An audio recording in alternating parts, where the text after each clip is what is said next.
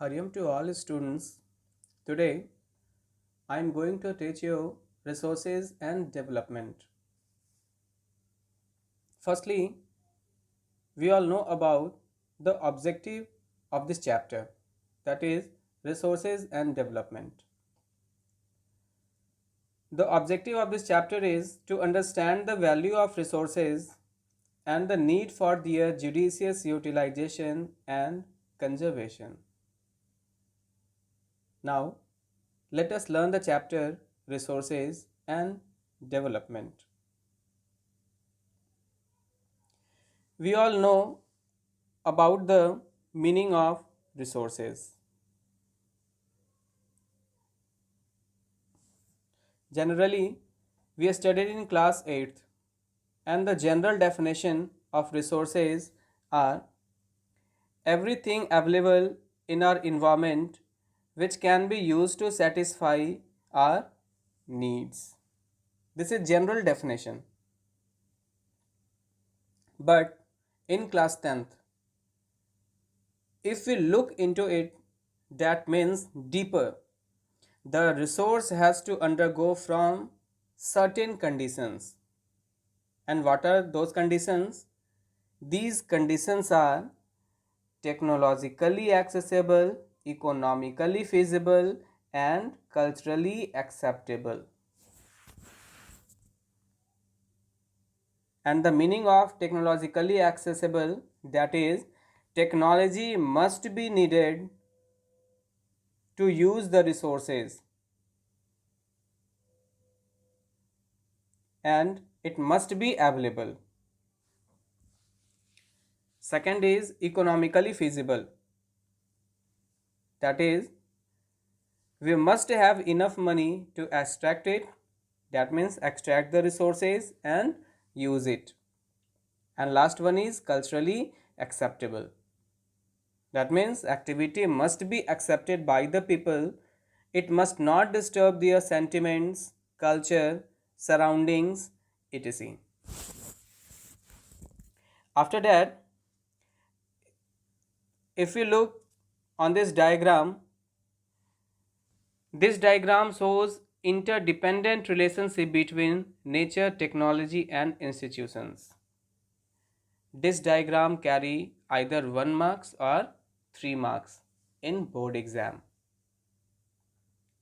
We see that human beings are in the middle of this triangle. That means V. Upper part of human being, that is nature. That is physical environment. Left side of human beings is technology and right side of human being is institution. And the explanation of this diagram is human beings interact with nature through technology and create institutions to accelerate their economic development. I repeat, human beings interact with nature through technology and create institutions to accelerate their economic development. And one statement for board exam that is also most important, that statement is human beings themselves are essential components of resources. One question arises that how human beings themselves are essential components of resources. And the answer of this question and the answer of this statement is they transform material available in our environment into resources and use them. And the second statement is the processes of transformation of things available in our environment involves an interactive relationship between nature, technology, and institutions. And the next subtopic is classification of resources. In classification of resources, we have to study about on the basis of origin, resources are further divided into biotic and abiotic resources. On the basis of exhaustibility, resources are further divided into renewable and non-renewable. On the basis of ownership, resources are further divided into individual resources, community resources, national resources, and international resources. And last one is on the basis of a status of development, the resources are further divided into potential, developed, stock, and reserves. Student, we see this flow chart. This flow chart is also important for board exam. From this flow chart, this type of question may be asked. First question, the type of question is that name the resources which are obtained from biosphere and have life. See the flow chart and answer the following question. You have to see the flow chart and answer the following question. And the answer of this question is, that is biotic resources. But biotic resources is not in flow chart. Again, next question is, name the resources which are reproduced by physical, chemical, or mechanical processes. See the flow chart and answer. And the answer is, that is renewable resources. This type of question may be asked. Now, the types of resources. First type of resources on the basis of origin, that is biotic resources and abiotic resources. Biotic resources that are obtained from biosphere and have life, such as human beings, flora, fauna, fisheries, livestock, etc. Second is abiotic resources, which are composed of non-living things, such as rocks and metals. Second is on the basis of exhaustibility. On the basis of exhaustibility, resources are further divided into two parts. First is renewable resources and second is non-renewable resources. Renewable resources are those resources which can be renewed by physical or chemical processes. Again, I repeat, the definition of renewable resources: those resources which can be renewed or reproduced by physical, chemical, or mechanical processes are known as renewable or replenishable resources. For example, solar and wind energy, water, forests, and wildlife, etc. Again, renewable resources may be further divided into continuous or flow. Student, listen carefully. What are continuous resources? Those resources that will virtually always exist. I repeat this statement. Those resources that will virtually always exist. That means always found and always available. It is neither a renewable nor a non-renewable resources. For example, student, running water. Running water is neither a renewable resources nor a non-renewable resources. Solar radiation, wind, tides, these are the examples of continuous or flow resources.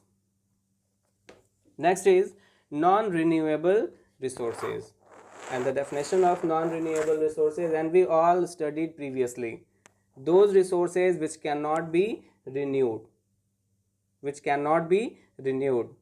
and occur over a very long geological time and takes millions of years in their formation. For example, minerals and fossil fuels are the example of such resources. Some resources like metals are recyclable, and some like fossil fuels cannot be recycled and get exhausted with their use. Next is on the basis of ownership. On the basis of ownership, resources are further divided into four parts. And the first part is individual resources, second is community owned resources, third one is national resources, and fourth one is international resources. Firstly, individual resources. Individual resources are those resources owned privately by individuals. That means owned privately by individual, that only single person own that resources.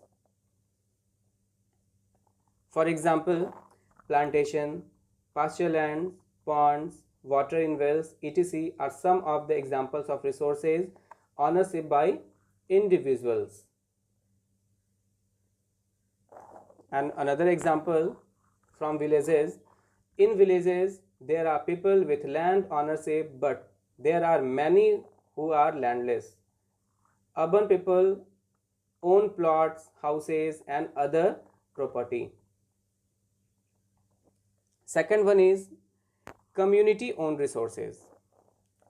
In community owned resources, all the members of the community are accessible. That means here group of people is working. See, there are resources which are accessible to all the members of the community. Community, that means a group. For example, from village, grazing grounds, burials ground, village ponds, etc. That all lies in community owned resources in villages, but in cities or but in urban areas there is picnic parks, picnic spots, playgrounds, etc. are de facto accessible to all the people living there. Student, here, what is the meaning of de facto? De facto, that means something exists may not be legally accepted. That means public parks, picnic spots, that is de facto area. Okay, next is national resources. National resources. National resources are those resources that belong to the nation. That means it technically all the resources belong to the nation. All the resources belong to the nation, and the country has a legal power to acquire even private property for public goods. For example, roads, canals, railways being constructed on fields owned by some individuals. And one development authorities get empowered the government to acquire land, and the authorities is urban development authorities get empowered by the government to acquire land. Overall, we see that all the minerals, water resources, forest, wildlife, land within the political boundaries, that all are national resources. After that, one thing and most important is that is territorial water.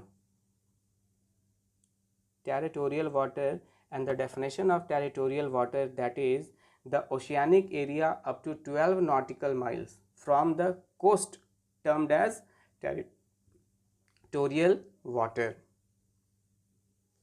See the diagram. Here is the coastal area.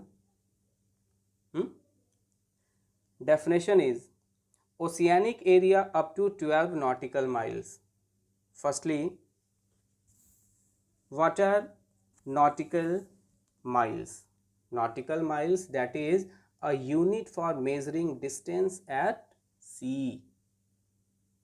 Again I repeat, a unit for measuring distance at sea. 1 nautical miles equal to 1.852 kilometer. And the definition of territorial water, oceanic area up to 12 nautical miles from the coast. See student, this is the coast.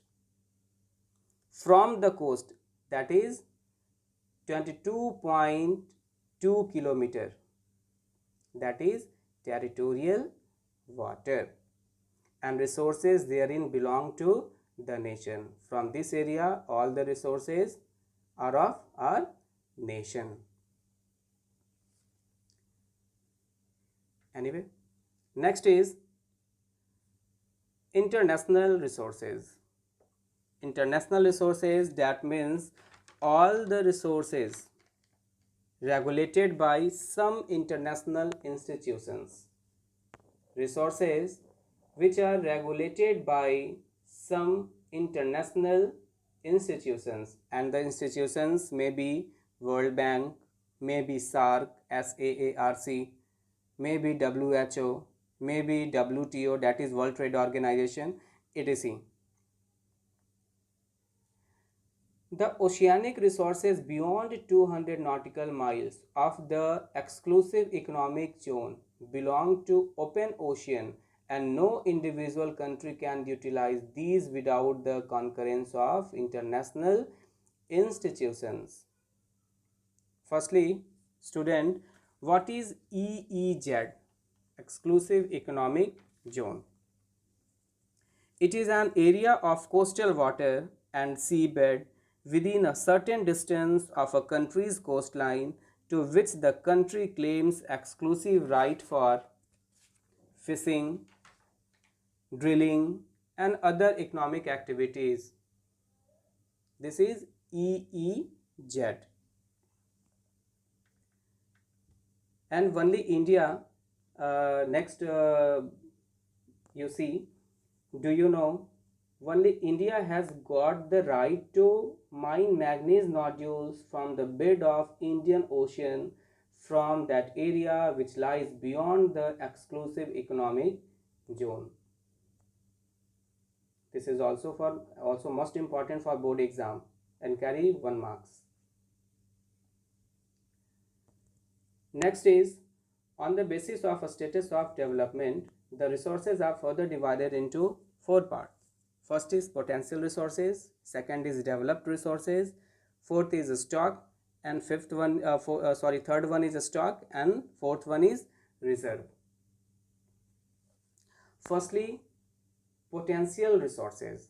Potential resources, that means those resources which are found in a region but have not been utilized. Listen carefully student, this is important.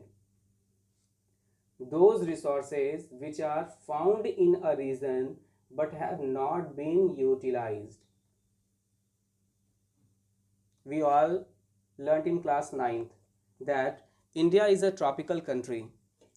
We are rich in solar energy as well as wind energy, because in India air blows mainly southwest monsoon winds and northeast monsoon winds. This can be fully used to generating electricity, but we have not fully utilized. So such resources come in the category of potential resources, and the example of states are the western part of India, that is Rajasthan and Gujarat, have enormous potential for the development of wind and solar energy, but not been developed properly.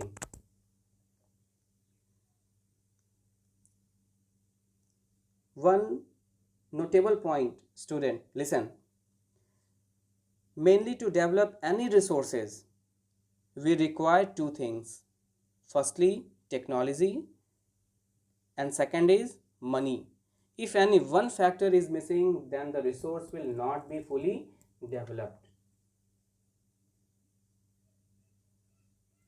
Second is developed resources. Developed resources, that means actual resources of a country.